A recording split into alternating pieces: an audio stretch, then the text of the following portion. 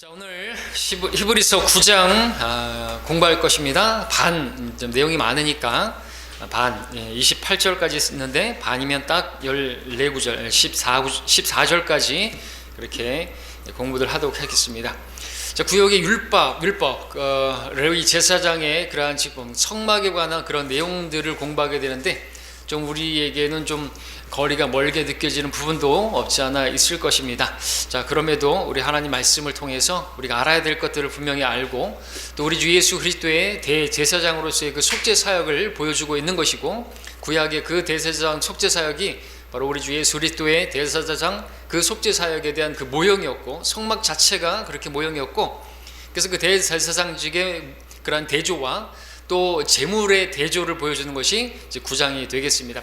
9장의 그 구약의 첫 언약 때 그렇게 제물은 온전케 못했지만 양심도 정결케 할 수 없고 단지 그냥 죄들을 덮어주는 그런 용서 차원이었지만, 우리 주 예수 그리스도께서 바로 제물이 되셨는데 그 제물로는 모든 우리 죄들이 깨끗하게 되는, 완전히 양심까지도 정결케 되는, 그래서 살아계신 하나님을 우리가 비록 범죄했다 할지라도, 넘어졌다 할지라도 예수님의 보혈을 의지하고 나아가면 우리는 새롭게 다시 회복하고 주님 섬길 수 있다라는 그러한 또 은혜의 진리가 본문에서 보여지고 있습니다. 우선 1절부터 5절까지를 함께 읽고 다시 보겠습니다. 그런즉 첫 언약에도 실로 하나님을 섬기는 율례와 세상에 속한 성소가 있었도다. 한 성막이 마련되어 첫째 부분에는 촛대와 상과 차려놓은 빵이 있었는데 그것을 성소라 부르고, 두 번째 휘장 뒷부분은 지성소라고 불리는 성막인데 거기에는 금향로와 전체를 금으로 싼 언약궤가 있었고, 그 안에는 만나를 담은 금항아리와 아론의 쌍난 지팡이와 언약의 돌판들이 있었더라. 또 그 위에는 자비석을 덮는 영광의 그룹들이 있었는데 이것들에 관해서는 지금 낱낱이 말할 수 없노라 기록하고 있습니다. 자, 본문에 속한 이 땅에 속한 성막을 지금 보여주고 있습니다. 하늘의 성막을 보여주는 것이 아니라 땅에 있는 성막, 그 땅에 속한 성소와 지성소를 다루고 있는데, 이 성소를 지금 1절에선 그 세상에 속한 성소라고 말하고 있습니다. 자, 이 성소는 모세가 하늘에서 하나님께서 보여주신 그 하늘 자체, 그 참 성막에 대한 모형이라고 했죠. 그래서 성막이 세 부분으로 되어 있다를, 뜰과 성소와 지성소로, 그것을 또 하나씩 대입해 본다면 바로 이 땅, 이 첫째 하늘과 그리고 성소에 해당하는 둘째 하늘, 그리고 그 둘째 하늘과 셋째 하늘 사이에 커다란 물층이 있는데 그것이 이제 막혀 있고, 그지 휘상과 같이, 그리고 그 너머에 바로 셋째 하늘, 하나님이 계신 보좌, 지성소, 그것에 대한 모형이 바로 땅에 있는 성막이었던 것입니다. 자, 그 성막의 그러한 제사는 바로 주님께서 오셔서 행하실 그 신약의 그러한 그 모습을 보여주기 위한 그러한 그 모형이었다는 것이죠. 구약에 그렇게 짐승들이 그렇게 제사로, 그 제물로 드려졌던 것은 예수님께서 오셔서 친히 자신이 제물로 드려질 것에 대한 모형이었던 것입니다. 자, 그래서 2절에서 보게 되면 첫째 부분이라고 불리는 성소, 그리고 3절에서 볼 수 있는 두 번째 휘장 뒷부분이라 불리는 지성소라는 부분으로 그렇게 나뉘어 있는 것을 우리가 성막에서 보는데, 출애굽기에 나와 있는 그대로 그렇게 되어 있습니다. 출애굽기에서는 성소에는 촛대와 상과, 여기 2절에서 보는 것처럼 차려놓은 빵, 그리고 향로가 이렇게 있고, 휘장 뒤편에 있는 그 지성소에는 이제 언약궤와 자비석이 있다, 이제 그렇게 말하고 있고, 언약궤 안에는 그 아론의 쌍난 지팡이가 있고 만나를 담은 금항아리가 있고, 그렇죠? 그리고 언약의 돌판들, 10계명의 돌판이 그 안에 담겨져 있다라고 말씀하고 있는데, 그런데 중요한 것은 좀 특별한 것이 여기서 보여주는 건데, 땅에 있는 성막임에도 불구하고 본문에서 말씀하고 있는 성막이 좀 특이한 점은 지금 이 금향로가 지금 나오죠. 금향로가 4절에 나오는데 금향로가 있는 위치가 어디냐니까 3절에서 보는 것처럼 지성소라 불리는 곳, 지성소라 불리는 그 성막에 거기에 금향로가 있다라는 것입니다. 4절에 거기에는 금향로와 전체를 금으로 싼 언약궤가 있다 그랬는데, 원래 금향로는요 지성소에 있는 것이 아니라 성소에 있는 것이죠. 금제단과 함께 그렇게 그 향단과 함께 그렇게 지성소가 아니라 성소에 있어야 합니다. 근데 금향로는 그 부동적인 것이 아니라 유동적인 것이죠. 대제사장이 그 향로를 가지고 그 지성소로 가지고 가는 것입니다. 그것은 성도들의 기도라고 그렇게 표현하고 있는 대로, 그리고 이것을 보여주는 것은 대제사장이 1년에 한 번 자신과 백성들의 그 죄들을 속죄하기 위한 대속죄일을 보여주고 있는 것이라는 것이죠. 대제사장의 사역을 보여주기 위한 그 표현으로서 지금 원래는 금향로가 지성소에 있으면 안 되는데 바로 그때가 언제냐? 대속죄일, 대제사장이 들어가는 속죄를 위해서. 그러니까 이거 뭘 보여줍니까? 예수 그리스도의 대제사장, 즉 대속죄일의 그 어떤 그 속죄를 보여주는 그 사역을 지금 보여주기 위해서 금향로가 안에 들어가 있다는 거죠. 그것을 보여주기 위한 표현이죠. 근데 이제 변개된 성경들에서는 그래서 이게 말이 안 된다 그래서 금향로가 어떻게 지성소에 있는 것인가 해서 금향단으로 이렇게 변개를 시켰다고 했는데, 그러면 오히려 이제 우리 주석서에 보는 것처럼 오히려 혼란을 더 가중시키는 것이죠. 그것도 말이 안 되는 것입니다. 금향단은 바로 역시나 지성소에 있는 게 아니라 성소에 있고, 함께 금향로도 성소에 있는 것인데 그 성소에 제단이 아니라 향로만 대제사장이 가지고 들어가는 것이고, 그것이 보여주는 것은 바로 대속죄를 보여주는 것이다라는 것이죠. 그러므로 본문은 일반적인 성막의 그러한 모습을 말씀하는 것이 아니라 대제사장이 1년에 한 번 백성들의 속죄를 위해서 지성소로 들어가는 특별한 그 날의 모습을 지금 기록하고 있다는 것이죠. 그 모습이 그런 것이죠. 그리고 또 이제 5절의 말씀에서 우리가 볼 부분은 자비석을 덮는 영광의 그룹들이라고 하는 표현입니다. 그리고 이것들에 관해서는 낱낱이 지금 설명할 수 없다는 것이죠. 자, 자비석 위에 그룹들이 있는데 이 그룹들을 영광의 그룹이라 말합니다. 이것은 이 성막이 비록 땅에 있는 성막을 말하는 것이긴 하지만 하늘에 있는 더 큰 성막을 설명하기 위한 일종의 암시다라고 럭커 목사님이 주석하고 있습니다. 그래서 성막에서의 대제사장 사역은 바로 예수 그리스도의 그 속죄 사역의 모형으로 보여주는 것인데, 땅에 있는 성막 역시 하늘에 있는 더 크고 온전한 성막의 모형을 보여주기 위한 그런 모습을 보여주고 있습니다. 영광의 그룹이라는 자체가, 그리고 금향로가 위치가 바뀐 것이 그렇고요. 자, 때문에 본문에서 말씀하는 성막은 땅에 있는 성막을 말하는 것이지만 실상은 영광의 그룹이라는 표현을 통해서도 볼 수 있는 것은 바로 하늘의 성막을 지금 보여주는, 암시하는 것이다라는 거죠. 그래서 무엇을 보여주고 하시냐니까 바로 예수 그리스도의 대제사장으로서 지성소인 세지 않을 그 참성막 하늘 자체로 바로 그 자신의 그 피를 가지고 전체적인 지구적인 어떤 이 땅의 어떤 그러한 짐승의 피로서 백성들의 죄들을 용서하는 것이 아니라 전 우주적인 피뿌림이라는 것이죠. 모든 사람들의 전 세대에 걸친 그야말로 우주적인 모든 사람들의 그 죄들을 다 속죄하는 우주적인 피뿌림을 보여주고 있기 위해서 지금 구약의 첫 언약 때가 흘려진 그 제사장의 그러한 그 짐승의 그 피를 대조하고 있는 것입니다.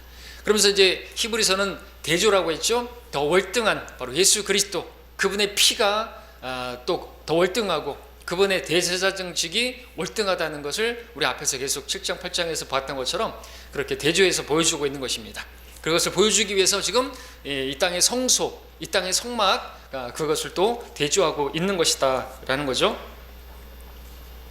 그래서 5절에서 바울은 이 셋째 하늘에 있는 영광의 그룹들에 관해서는 지금 낱낱이 설명할 수가 없다고 말을 했는데, 설명할 수가 없는 것이 아니라 하면 안 되겠죠. 왜냐하면 사도 바울이 지금 히브리서를 썼는데, 그렇게 우리는 이렇게 보는데 우리 킹잼 성경에는 바로 히브리인들에게 보내는 바울 서신이라고 나와 있죠. 그러니까 왜 그러면 낱낱이 설명할 수 없는 것인가 하니까 고린도후서 12장에서 사도 바울이 셋째 하늘에 갔다 왔는데 그 하늘에 있는 것들에 관해서는 자기가 설명할 수 없는, 자기가 말해서는 안 되는 것으로 그렇게 쓰고 있잖아요. 고린도서 12장 4절에 그가 낙원으로 끌려 올라가, 셋째 하늘을 말하는 거죠. 말로 다 설명할 수 없는 말을 들었는데 그것은 사람들에게 말하도록 허락되지 않는 것이로다 라고 말했던 것이죠. 왜냐하면은 그것은 이제 사도 요한을 통해서 계시될, 요한계시록에서 그렇게 계시되고 있지 않습니까? 그래서 여기서도 낱낱이 설명할 수 없다는 것이죠. 설명해서는 안 되는 것이고, 그것은 자기가 맡은 사역이 아니니까 하늘에 있는 것들에 대해서는 요한계시록을 통해서 볼 수가 있는 것인데, 계시록 4장, 5장, 6장에 걸쳐서 보게 되면 그 그룹들에 대해서 자세하게 설명해 주고 있는 것을 보게 되죠. 그것은 또한 또 다니엘과 또 에스겔을 통해서 또 우리가 볼 수 있는 부분들이 있습니다. 자, 그래서 그런 부분들은 우리가 그렇게 공부할 수 있고요. 이제 6절, 7절을 보시면요, 9장 6절, 7절에 이제 이런 것들이 그렇게 마련되어 있어서 제사장들이 언제나 첫째 성막 안으로 들어가서 하나님께 예배하는 일을 수행하나, 둘째 성막은 대제사장이 1년에 한 번 혼자 들어가되 피 없이 들어가지 아니하였으니 이 피는 자기 자신과 백성의 잘못들을 위해서 드렸던 것이라 말씀하고 있습니다. 자, 예수님께서 구약의 그 대제사장과 이렇게 또 비교하는 그런 부분들에서 지난 시간에 배웠던 게 뭡니까? 대제사장은 그들도 연약함에 쌓여 있다, 그들도 죄인이라, 여기서도 말씀하고 있는 것처럼 자기의 죄와 백성들의 죄들을 가지고 그 속죄를 하기 위해서 그렇게 나아갈 필요가 있었는데, 예수님께서는 대제사장으로서 자신에게 죄가 없으신 분이셨죠. 죄가 없는 분이셨습니다. 그렇게 그러한 분으로서 대제사장으로서 예수님을 보여주고 있고 우월하신 분을 보여주고 있는데, 여기서는 또 그것을 보게 되죠. 자신과 백성들의 죄들을 위해서. 여기 첫째 성막 위에서 설명했던 대로 성막을, 그 성막의 성소를 말하고 있죠. 둘째 성막이 아니라, 둘째 성막은 바로 그 성소 뒷부분 지성소를 말하고요. 그리고 또 여기 하나님께 예배하는 일을 수행하나 그랬는데, 출애굽기와 레위기에서 그렇게 말하는 율법에 따라 행해지던 모든 예식과 그 제사 행위들을 말하는 것이죠. 그리고 대제사장이 둘째 성막인 그 성소에 1년에 한 번씩 들어가는데, 일곱째 달 10일에 그렇게 대속죄일에 들어가게 되는 것을 볼 수가 있습니다. 출애굽기 30장 10절에서. 그리고 이것은 다시 말씀드리지만 예수님께서 바로 대제사장으로서 우리 신약을 성취하기 위해서 피를 뿌리신, 우리의 모든 죄들을 속죄하기 위한 그 제사에 대한 모형이었다는 것을 보여주는 것이죠. 실체가 나타나는 것입니다. 그리고 그런 모든 구약의 그러한 제사는 예수님께서 행하실 그 사역에 대한 모형이었다, 그림자에 불과했다라는 것을 이제 계속해서 보게 되는데, 8절 9절을 읽어보면 성령께서 이것을 통해 보여주시는 것은 첫째 성막에 서 있는 동안에도 지성소로 들어가는 길이 아직 나타나지 않았다는 것이라. 그것은 현재를 위한 모형이었으니 그에 따라 예물들과 희생 제물들을 드려도 양심에 관해서는 섬긴 자를 온전케 할 수 없었도다 라는 말씀인 것입니다. 그래서 현재를 위한 모형이었으니 라고 말합니다. 앞서 말씀드렸던 것처럼 구약의 성막 관련된 모든 일들 모두 하늘에 있는 것들의 모형이라는 거죠. 출애굽기 25장 40절에서 모세에게 주님께서 말씀하셨습니다. 너는 산에서 너에게 보여준 모양에 따라 그것들을 만들지니 그랬습니다. 하나님께서 산에서 보여주신 것이죠. 하늘에 있는 것을 보여주신 것입니다. 그래서 우주가 피라미드같이 생겼다 그랬죠. 이런 식으로 생겼는데 그렇게 또 나눠져 있습니다. 그래서 지성소와 성소와 마당, 뜰로 이렇게 나눠져 있다, 이렇게 보여주고 있습니다. 자, 근데 성막에서 대제사장이 매년마다 백성들이 속죄를 위해서 제사가 드려지지만 아무리 많은 제사를 지낸다 할지라도 그것은 단지 육신의 죄들을 그냥 용서할 뿐. 지난 시간에 봤던 것처럼 그 농부들이 계속해서 보여지는 잡초들이 보여지니까 잘라내는데 계속해서 잡초는 자라나지 않습니까? 보여지는 그 드러난 것들만 이렇게 제거했지만 그 뿌리까지 제거가 되지 않아서 계속해서 그렇게 자르는 일을 했는데 바로 구약의 그러한 제사가 그랬다는 거죠. 반복해야 되는 거죠. 계속. 양심에 관해서는 온전케 할 수 없다고 그렇게 말씀하고 있는 것입니다. 그리고 그러한 것들이 이제 10절에서 보니까 이 예배는 오직 먹는 것과 마시는 것, 여러 가지 씻는 것과 육신의 윤리들에 근거한 것으로 이것들은 개혁의 때까지만 부과된 것이로다 그랬습니다. 개혁의 때, 이게 중요한 표현입니다.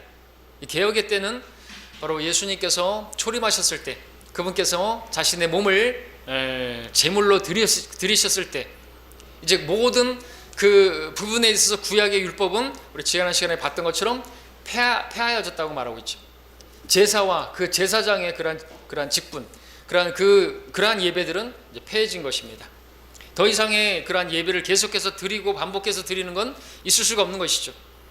가톨릭의 미사처럼 계속해서 예수님의 살이고 예수님의 피라고 하면서 그렇게 축사하면은 그렇게 예수님의 몸으로 바뀌고 예수님의 피로 바뀐다고 하면서 먹고 마시는 것은 예수님의 단번 속죄를 무시하는 것입니다. 예수님 단 한 번 그렇게 십자가에서 우리의 몸을 찢으시고 우리에게 주시고 피를 우리에게 흘려주셔서 우리가 구원이 완성되었는데, 가톨릭은 계속해서, 가톨릭뿐만 아니라 성공회도 마찬가지고, 그죠? 루터교회도 그렇고 그렇게 미사를 드리잖아요. 그렇게 루터가 종교개혁에서 나왔다고 하지만 계속 그렇게 하는 것입니다. 그것은 예수님의 피를 모독하는 것이고 그분의 희생, 단번 속죄를 무시하는 것이에요. 계속해서 먹고 마시면 그러면은 그렇게 너희가 이 살과 내 살과 인자의 살과 피를 먹고 마시는 영생이 없다는 그들에게 물어보십시오. 영생이 있는 걸 확신하냐고. 아무리 먹고 마셔도 그 사람들은 확신을 갖지 못하죠. 우리는 근데 그런 걸 먹지 않아도 확신을 할 수 있습니다. 왜냐하면 그분께서 행하신 것이 무엇인지를 우리가 알기 때문에 그렇죠. 예. 그렇게 또 모여가지고 그렇게 먹고 마시는 거, 그건 말이 안 되는 것입니다. 그것을 지금 보여주고 있는 것이 바로 이 히브리서 9장이죠. 자, 그런 것들은 개혁의 때까지만 부과된 것이로다. 구약의 예배를 말하는 것인데 구약의 여러 가지 규례들, 속죄제, 번제, 화목제, 자원에서 드리는 그러한 예물들, 모든 것들, 또 여러 상황에서 정결하게 하는 모든 예식까지 포함하는 것인데 그러한 것들은 개혁의 때까지만 유효했다라는 것이죠. 개혁의 때, 모든 것을 개혁하는 때 바로 예수님께서 다 그것들을 개혁한 것이죠. 그때가 이르게 되면 이제 그 육신의 그 죄들에도 이제 효력을 발휘하지 못하는 오직 참된 속죄만이, 그 사역만이 효력을 발휘하게 되는 것입니다. 우리 그리스도인들은 예수 그리스도를 영접했을 때 그리스도의 할례를 받았죠. 그래서 우리 몸과 혼이 분리가 되었어요. 그전에는 몸과 혼이 붙어 있었잖아요. 그래서 그 몸이 짓는 죄가 그 혼에게 그냥 영향을 미쳐서 그 혼이 정결케 되지 못했어요. 혼에 대한 부분이 이제 영에 대한 부분도 속하지겠지만 양심까지도 정결하게 되지 못했던 것이죠. 아니, 제거가 안 됐던 것이죠. 그러나 지금 우리는 혼과 몸이 분리가 됐어요. 그리고 그 몸이 짓는 죄가 혼에 영향을 미치지 못하고 우리가 또 우리 혼으로, 지성으로, 생각으로 짓는 죄들까지도 예수님의 피로 정결하게 되는 것입니다. 또 생각나서 말씀드리면은 우리 몸에 어떤 칩을 받았다. 그래도 우리 혼에 영향을 미치지 않아요. 그렇죠? 만일에 칩이 짐승의 표다 라고 한다 할지라도 칩을 몸에 박으면 우리 혼은 몸과 분리가 되어 있기 때문에 우리 구원은 안전한 것입니다. 맞죠? 백신 맞아도 혼에 문제가 없어요. 백신이 또 짐승의 표라고 말을 하잖아요. 좋다고 양보하자 이거죠. 양보할 수 없는 것이지만 표는 표입니다만 백신이 그래요. 짐승의 표라고 하자고요. 백신을 맞아도 어디에 맞는 거죠? 그거는 육신에 맞는 것이죠. 우리는 어떤 사람들이에요? 육신이 혼과 분리가 됐어요. 그리스도의 할례입니다. 그렇기 때문에 육신에 가해진 어떤 것이 혼에 영향을 미치지 못하기 때문에 우리 혼의 구원은 파괴되지 않습니다. 그렇죠? 그렇기 때문에 백신 맞아도 문제가 되지 않는 것입니다. 근데 이제 굳이 맞아야 할 이유가 없기 때문에, 맞아도 걸리고 안 맞아도 걸린다고 하니까 의미가 없기 때문에, 또 너무나 이게 좀 문제가 있기 때문에 지금 이제 안 맞으려고 하고 하지만, 또 저는 이제 맞았지만, 결국에 맞았지만 그렇습니다. 자, 그런 얘기를 말씀드렸고요. 그래서 너무나 대조가 되는 것입니다. 개혁이 이제 그야말로 종교 개혁은 예수님께서 하신 거예요. 구약의 그와 같은 그러한 제사가 이제 끝난 거예요. 지금 계속해서 카톨릭이 뭐 하고 루터교회나 성공회나 그렇게 하면은 예수님을 모독하는 것이 되는 거죠. 예수님의 피를 모독하는 것이고, 행위구원을 가르치는 사람들도 여전히 그렇죠. 예수님의 피가 우리 모든 죄들을 깨끗하게 했는데, 여러분들 많이 속이는 게 뭐예요? 장로교에서 많이 속이는 게 뭐예요? 원죄와 자범죄 얘기 많이 듣잖아요. 그러니까 원죄와 자범죄를 나누는 건 성경에 없어요. 그냥 죄예요, 죄. 근데 그렇게 나눠서 뭘 얘기해요? 원죄만을 위해서 죽으셨대요. 그럼 자범죄는요? 자기가 해결해야 된다는 거예요. 계속해서 자기가 그 회개를 해야 된다는 거예요. 이것을 무엇을 가르칩니까? 결국에는 칭의구원과 성화구원을 가르치는 거죠. 예수를 믿을 때 이제 의롭다고 칭해졌는데, 진짜로 의롭게 되기 위해서 계속해서 의로움으로 나가야 되죠. 그래서 다른 용어들을 또 만들어내는 것이, 원죄와 자범죄, 이것을 이제 칭의구원, 그리고 성화구원, 그리고 기초구원, 건설구원, 뭐 그런 식으로 또 다른 표현이 있는데, 그런 식으로 나누는 것입니다. 그렇게 나누면 잘못 나누는 것이죠. 성경을 올바로 나눈 데까지만 나눠야지, 함부로 잘못 나눴다가는 하나님 말씀에 이제 양날갈도 지금 칼인데 자기들이 다치게 되는 것입니다. 그렇죠? 그래서 우리가 올바로 나눠야 한다고 말씀을 하고 있죠. 자, 개혁의 때, 예수님께서 이 땅에 처음 오셨을 때, 십자가에 달리시고 죽으셨을 때, 그야말로 이제 신약이 발효가 됐죠. 예수님의 죽으심. 유언한 그 16절에 보니까 유언이 있는 곳에는 유언한 자의 죽음이 피론코 따와야 하리니, 유언은 사람이 죽은 후에야 효력이 있으며 유언한 자가 살아있는 동안에는 전혀 효력이 없느니라 그랬습니다. 그러므로 첫 언약도 피 없이 드려진 것이 아니니, 그래서 모세의 율법에 따라 그 짐승들이 그렇게 피 흘렸다라는 것이죠. 첫 언약도, 여기서 언약이나 이런 것은, 이 언약은 테스타멘트를 말하는 거죠. 테스타멘트는 유언과 관련됐고요. 그냥 말로써 하는 언약이 아니라, 말씀 언약이 아니라 유언이에요. 어떤 것을 말하긴 했는데 이것이 발효가 되기 위해서는 우리 유언도 어떻습니까? 사람들도 이 사람이 죽을 때까지는 이 유언장을 공개하지 마시오, 뭐 그런 것도 있잖아요. 열면 안 돼요. 왜냐하면 아직 죽지 않았으니까. 그리고 아무리 궁금해도 이 유언한 사람이 죽은 후에야 그 유언장을 개봉하고 그 유언장의 내용들이 이제 효력을 발휘하게 되는 거죠.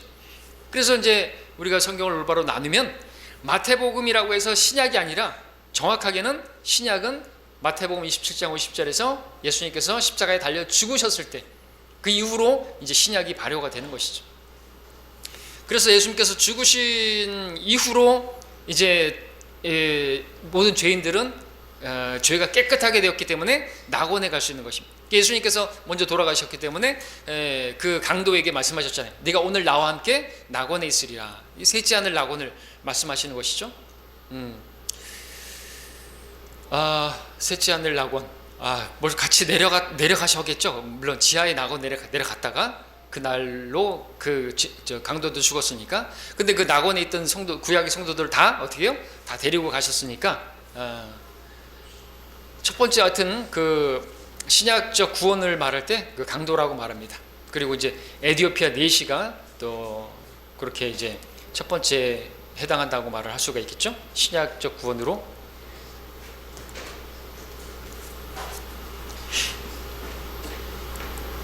자, 예수님께서 오셨을 때 바로 그때가 개혁이었습니다. 신약이 시작된 거죠. 구약의 그 낡은 제도, 율법 아래서 행해졌던 모든 제도들, 예수님께서 오셔서 완전하게 개혁을 하셨습니다. 그러므로 구약의 낡은 것들, 바로 예수 그리스도께서 오심으로 개혁되었기 때문에 더 이상 구약의 율법 아래서 드려졌던 모든 제사들 하나님께서 기뻐하지 않으시고 예수님의 피를 통하여 우리에게 자비를 베풀기를 기뻐하셨던 것입니다. 바로 그래서 그때를 가리켜 호세아 6장 6절에서 여러분이 잘 아시는 것처럼 나는 자비를 원하고 제사를 원치 아니하느니라. 자비를 베풀기를 기뻐하시는 거죠.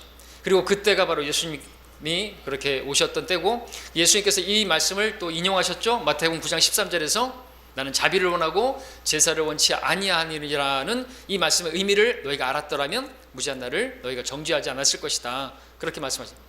예, 제사를 원치 않으신다. 그런 의미가 있는 것입니다. 이 제사는 완전히 끝난 거죠. 개혁이 된 것입니다. 그걸 유대인들이 받아들여야 되는데 받아들이지 않고 있잖아요. 그래서 그들이 대환란을 당하는 것이고, 그때 대환란 때 이 히브리인들이 이걸 보면서 이제 땅을 치겠죠. 그리고 그 메시아, 자기들이 찔렀던 메시아를 바라보면서 그야말로 자기들의 아주 비통에 잠기면서 큰 애곡이 있을 것인데, 그렇게 될 것입니다. 자, 그러나 그들은 이제 그야말로 환란 때 끝까지 견뎌야만 하는 것이고요. 이미 그들은 예수님을 십자가에 못 박았기 때문에 그렇습니다. 자, 그러므로 이제 개혁된 새 제도는 예수 그리스도의 속죄 사역으로 더 이상 죄를 사하는 그러한 제사가 드려질 필요가 없다라는 것이죠. 근데 물론 이제 천년 왕국 때는 제사 제도가 다시 회복될 것이다라는 것을 볼 수가 있습니다. 예수님께서는 영원한 대제사장으로서 또 계시는 것이죠. 앞으로 오실 대제사장. 근데 대제사장이시라고 한다면 제사를 드려야 되는데, 그렇다면 천년 왕국 때 제사가 드려져야 되는가? 그럼 그때도 어떤 속죄를 위해서 제사가 드려지는 것인가? 그런 것은 아니고 어떤 의미냐 하니까 하나의 기념일 것이다 라고 럭카 목사님께서 쓰고 계시죠. 속죄의 의미로서 그 제사가 드려지는 것이 아니라 우리의 속죄하신 것을 기념하기 위한 그런 의미로 드려질 것이다. 마치 우리가 지금 행하고 있는 주의 만찬, 그 어떻게 뭘로 하는 거예요? 기념하는 거잖아요, 그죠? 주님의 죽으심을, 그분의 몸이고 이것이 또 이 잔이 주님의 피고 하는 것을 상징하는 것이고, 그래서 기념하면서 우리가 예수님의 그 죽으심을 아는 자로서 합당하게 살고자 하는 그러한 의미로서 이제 그 만찬을식을 갖는 것이죠. 그와 같이 그렇게 왕국에서도 기념적으로 그렇게 속죄의 의미는 아니다라고 그렇게 볼 수가 있습니다.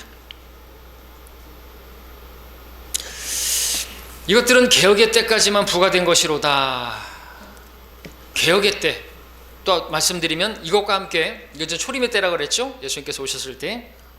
이것과 대조해서 우리가 한 가지 더 알아야 될 것은, 우리 지난 시간에 봤던 사도행전 3장 19절에 새롭게 되는 때, 3장 21절에 만물이 회복되는 때, 그때까지는 예수님을 받아들여야 된다라고 사도들이 그렇게 외쳤던 것을 보게 됩니다. 그때는 언제입니까? 복습을 해보죠. 그때는 언제라고요?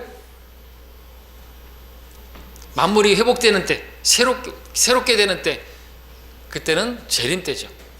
재림 때. 그때는 이제 환란을 통과한 유대인들이 그야말로 우리 8장에서 봤던 것처럼 하나님께서 유다 집과 이스라엘 집과 맺으셨던 그 새 언약, 신약이 아니라 뉴 테스타멘트가 아니라 뉴 커비넌트로서 그렇게 아브라함 때부터 계속해서 다윗에 의해서 선포되어졌던 그 새 언약이 이제 발효가 되는, 만물이 새롭게 되는 때, 그때서야 유대인들은 죄들이 어떻게 해요? 제거가 된다 그랬죠. 제거가, 그때 죄들이 지워질 것이다 라고 말하고 있는 거죠. 우리는 이미 죄들이 제거가 됐는데 말이죠.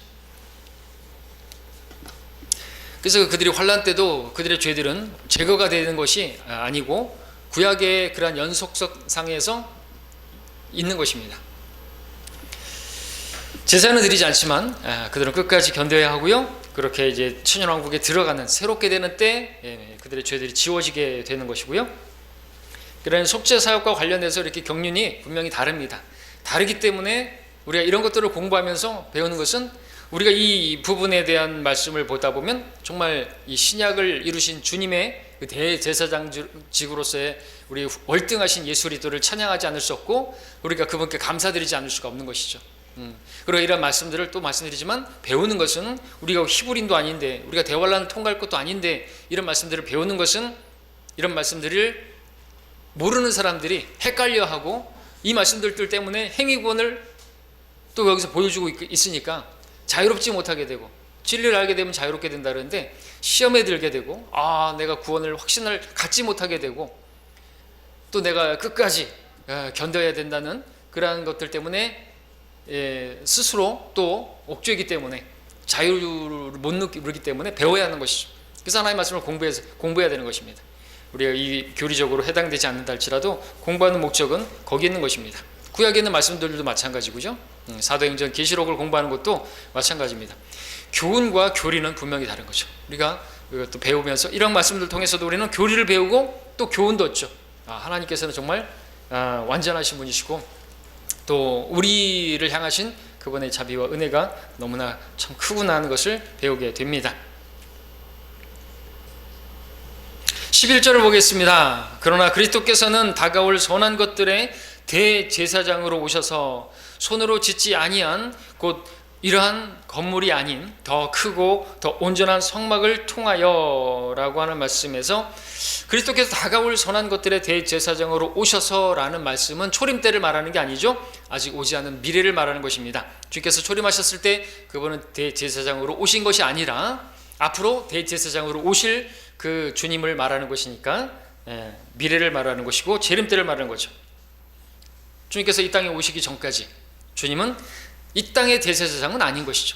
물론 지금은 대제사장으로서 계시죠. 어디에요? 이 땅이 아니라 저 하늘에, 셋째 하늘에 하나님의 보좌 우편에 앉으셔서 대제사장으로서 우리를 위해서 중보하고 계시지만 앞으로 이제 이 땅에 오실 때는 대제사장으로 또 오시겠죠.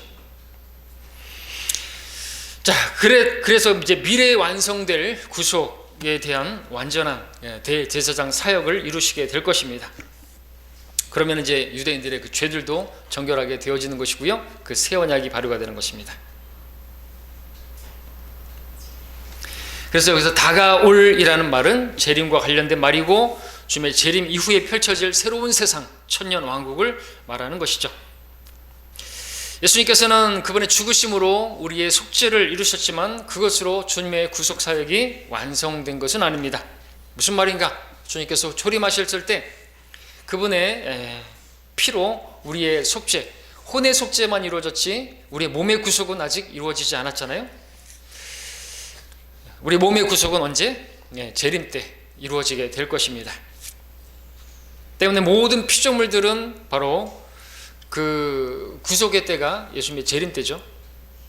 그래서 우리가 주님의 재림을 기다리는 것은 또 그 재림이라고 하는 것은 우리가 그 전에 공중 재림이 있고 그 다음에 지상 재림이 있지만 공중 재림을 기다리는 것, 우리 주님께서 우리 데리러 오실 것을 기다리는 것은 이 몸이 여전히 문제가 있고 이 죄의 몸으로 인해서 또 죄를 짓고 하나님을 기쁘시게 하기보다는 실망시킬 때가 많고 그래서 빨리 이 몸을 벗어나기를 바라는 것이죠. 사도 바울도 그것을 원했습니다. 사는 것이 그리스도니 죽는 것이 오히려 훨씬 낫다는 말이 그렇게 했고 그래서 우리가 이제 그렇게 되면 완전한 자유에 이르게 될 것입니다. 그때는 죄를 짓고 싶지 않을 것이고 죄를 지을 수도 없을 그와 같은 몸이 될 것입니다. 그렇죠? 그래서 우리가 그날을 더 소망하는 것이고 또 로마서 8장 21절에 따르면 모든 피조물들이 또 그 썩어짐의 속박으로부터 해방되어 가지고 하나님의 자녀의 그 영광스러운 자유에 이르게 될 것이라고 말하고 있죠. 재림의 때입니다. 그래서 모든 피조물들이 지금 신음하고 있다고 그랬잖아요. 모든 나무들도 그렇고 지금 이제 아담의 저주로 다 저주받았잖아요. 동물, 식물까지도. 우리가 들리진 않지만 그들도 기다리고 있다고 로마서 8장에서 말씀하고 있습니다. 모든 창립을 신음하면서 그죠? 닭도 그렇게 한다 그랬잖아요. 꼭이요 주님 빨리 오시오 주셔서 소들도 음메 하면 아니고 아멘 하면서 빨리 오시라고 마지막 그 기도를 듣고 그렇게 한다고 우스갯소리지만 자 그렇게 영광스러운 자유에 우리가 누리는 그 자유를 그들도 이루게 되는데 그때는 공중재림이 아니고 지상재림 때 모든 피조물들이 회복되고 천년왕국은 그야말로 에덴같이 바뀌는 것입니다. 그날을 사람들이 소망하고 있는데 자기들의 노력으로 그렇게 이룰 줄 알지만 안 되는 거죠. 주님께서 재림하셔야 되는 것입니다. 그때 예루살렘의 그 시끄러운 예루살렘이 이제 전쟁이 없게 될 거고요. 평화, 말 그대로 그 이름 그대로 화평의 도시가 될 것이고요. 거기만 화평이 있는 게 아니라 전 세계에 화평이 있을 것입니다. 왜냐하면 주님께서 다스리시기 때문에 만왕의 왕이시고 만주의 주이신 그분께서 의의 왕이요 화평의 왕으로 오시기 때문에 화평이 있는 것입니다. 이 크리스마스라고 사람들 또 로마 카톨릭 같은 데서는 또 슬로건이 뭐였어요? 땅에는 평화요 사람들에게는 호의로다. 앞에 거 빼버리고 하나님께 영광 빼버리고 그렇게 사람들에게 이 땅에는 평화 사람들에게는 호의로다 그것만 얘기하고 있죠. 안 되는 거죠. 하나님께 영광 돌리는 것 없이 안 되고 하나님께서 이 땅에 오시지 않으시고 안 되는 것입니다. 주님께서 오셔야만 가능한 것이죠. 자, 11절에서 손으로 짓지 아니한 곧 이러한 건물이 아닌 더 크고 더 온전한 성막을 통하여 라고 말씀하십니다. 이 말씀은 지금 하늘에는 모세가 이 땅에서 지어졌던 것 같은 성막이 있다는 것을 보여주는 또 그 말씀이죠. 그리고 하늘에 있는 성막은 모세의 성막보다 더 크고 온전한 성막이라는 것을 보여줍니다. 왜냐하면 이 성막은 하늘 자체이기 때문에 그렇습니다. 모세는 바로 이 성막을 보고 모형을 만든 것이고요. 그래서 23절, 24절로 넘어가서 보시면은 이 9장 23절, 24절에서 그러므로 하늘들에 있는 것들의 모형들은 이런 것들로 깨끗하게 할 필요가 있었으나 하늘에 있는 것들 그 자체는 이것들보다 더 좋은 희생 제물들도 해야 하리라. 이는 그리스도께서 실물의 모형인 손으로 만든 성소들에 들어가지 아니하시고 바로 그 하늘 자체에 들어가셔서 우리를 위하여 하나님 면전에 지금 나타나 계시기 때문이라 말씀하고 있습니다. 그래서 우리가 이 우주를 볼 수가 있는 것입니다. 하나님이 계신 셋째 하늘, 거기가 지성소라는 것을 보게 되고 예수님께서 하신 것이 무엇인지를 보게 되는 것이죠. 그리고 그분께서 죽으시고 부활하신 다음에 갔다가 오신 것을 또 우리가 이제 보게 되는 거죠. 갔다 오셨다가 다시 가셨죠. 나를 만지지 말라 그러겠는데 내려와서는 또 만지라고 했죠. 또 도마에게도 손을 내밀어서 나를 만지라 그랬습니다. 셋째 하늘을 갔다 오신 내 아버지께 내가 아직 가지 않았다고. 그때 이제 그 피를 가지고 예수님께서 우주적인 핏부림을 하신 것이죠. 그리고 하나님께서 그 피를 받으신 것이죠. 자, 이런 말씀들 통해서 몇 가지 정리해 볼 수 있는 것은 하늘 자체가 모세의 성막의 원형이다라는 것. 하늘이 원형이었고 모세가 만든 성막은 모형이었다는 것. 그리고 거기에 있는 성소는 손으로 만들어지지 않았는데 참된 성소라는 것이, 거기가 그가 참된 성소라는 거죠. 참된 속죄를 바로 예수님께서 행하셨다는 거죠. 땅에 있는 것들은 하늘에 있는 것들의 모형이다라는 것이죠. 대제사장이신 예수 그리스도께서 자신의 피로 이 참된 성소에 들어가심으로써 단번에 영원히 그 속죄를 이루셨다라는 것입니다. 이것이 바로 신약이죠. 자, 12절에 염소와 송아지 피로 아니하고 오직 자신의 피로 한번 성소에 들어가셔서 우리를 위하여 영원한 구속을 이루셨느니라 말씀하고 있습니다. 그 말로 우리를 향해서 지금 말씀하고 있는 부분이죠. 자, 한 번 성소에 들어가셨습니다. 이것을 우리가 단번 속죄라 이렇게 표현합니다. 죄와 사망과 멸망에서 영원한 구속을 이루신 것입니다. 이 일을 이루어서 이제 땅의 성소가 아니라 하늘의 성소에 올라가셨다고 말씀하고 있고요. 자신의 피를 가지고 하늘 성소에 들어가셨다. 구약의 대제사장이 그 동물의 피를 가지고 지성소로 나가서 속죄했던 그 사역과 같이 바로 예수님께서 자신의 피로 그 깊음 유리바다를 통과해서 하나의 보좌로 그렇게 나아간 것을 보여주고 있습니다. 그래서 여기서 이 성막 이런 것들을 계속 말하는 거지만 땅에 있는 그러한 성막을 말하는 것이 아니라 하늘에 있는 그 성막으로, 거기가 진짜고 구약에 행했던 그러한 그 낡은 그러한 제사는 그야말로 모형이고 그것은 그야말로 참된 것이 아니다라는 거죠. 그림자라는 것입니다. 무엇을 보여주기 위한, 하나님께서 앞으로 무엇인가를 하시려고 하시는 것을 계속 보여줬던 게 그런 것이죠. 그런 제사를 지내는 것이. 여러분, 예수님의 십자가 사건은 그냥 갑작스럽게 유대인들이 예수님을 십자가에 못 박으니까 그 피로 이제 우리 모든 죄가 용서되어지고 예수님이 어쩔 수 없이 그 상황이 정치적인 이유로 그냥 죽임을 당한 게 아니죠. 에베소 2장에서 영원한 목적에 따른 것이라고 말씀하고 있는데, 그리고 그것은 신랑과 신부의 그런 말씀을 에베소 5장에서 말씀하고 있고, 내 살이고 내 뼈고 말씀하시는 것이 어디에서 나오냐니까 창세기에서 나오잖아. 아담이 이브를 얻기 위해서 죽음의 잠을 통과하고, 이브가 죄를 짓고 아담이 죄를 지어서가 아니라 그 죄가 없는 상태에서 얻기 위해서 그렇게 죽음의 장을 통과했던 그런 것들을 예표로 하고 있죠. 그리고 그 이후에 또 아담이 하나님께서 범죄했을 때 아담과 이브에게 입혀졌던 그 가죽이 양 가죽 옷이라든지 이런 것들은 하나님께서 다 계획하셨던 거죠. 그런 것이 다 끝나버린. 뭘 계획하신 거예요? 예수님의 죽으심이 그렇게 창세전부터 계획하셨던 거죠. 영원한 그 목적 가운데 바로 영광스러운 교회를 얻기 위해서, 그것이 생각하면 생각할수록 놀랍죠. 하나님의 지혜와 지식의 그 부유함이라는 것이 너무나 깊고 놀라운 것입니다.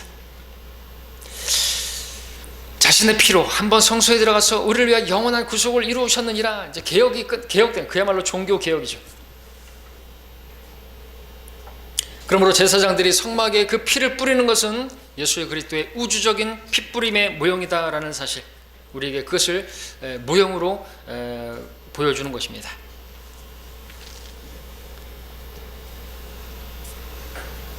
자, 구약의 제사장들은 동물의 피를 의지해 가지고 지성소로 들어가야 했습니다. 그 피가 아니고서는 하나님께 나아갈 수가 없기 때문에, 피 흘림이 없이는 죄 사함이 없기 때문이었습니다.